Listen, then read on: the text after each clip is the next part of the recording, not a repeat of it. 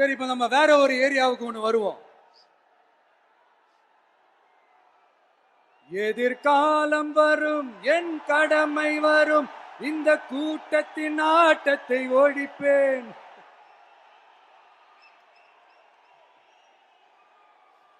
மக்கள் அரசியல் என்ற அந்த சவுக்க கையில் எடுக்கலாமா? யாருக்கு எதிரானு தானே கேக்குறீங்க? வேற யாரு? மறைமுக உறவுக்காரர்களான பாசிச பாஜகவும் பாய்சன் திமுகவும் தான். மாண்புமிகு பிரதமர் நரேந்திர மோடிஜி அவர்களே, 3வது முறையா ஒன்றியத்தோட ஆட்சி அதிகாரத்தை நீங்க தானே கையில் வச்சிருக்கிறீங்க. இல்ல, நாங்க தெரியாம தான் கேட்கிறோம்.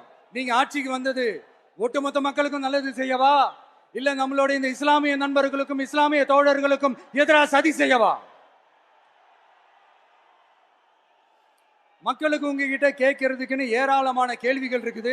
அதனால அவங்க சார்பா, அவங்கள ஒருத்தனா, அவங்களோட ஒரு உண்மையான ஒரு பிரதிநிதியா உங்ககிட்ட சில கேள்விகள் கேட்கணும். மிஸ்டர் பிரைம் மினிஸ்டர் அவர்களே,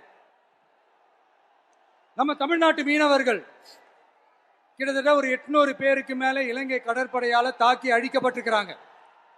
அதை கண்டிக்கிறதுக்காக உங்களை பெருசா எதுவும் செய்ய சொல்லல. சின்னதா ஒண்ணே ஒண்ணு மட்டும் செஞ்சு கொடுங்க.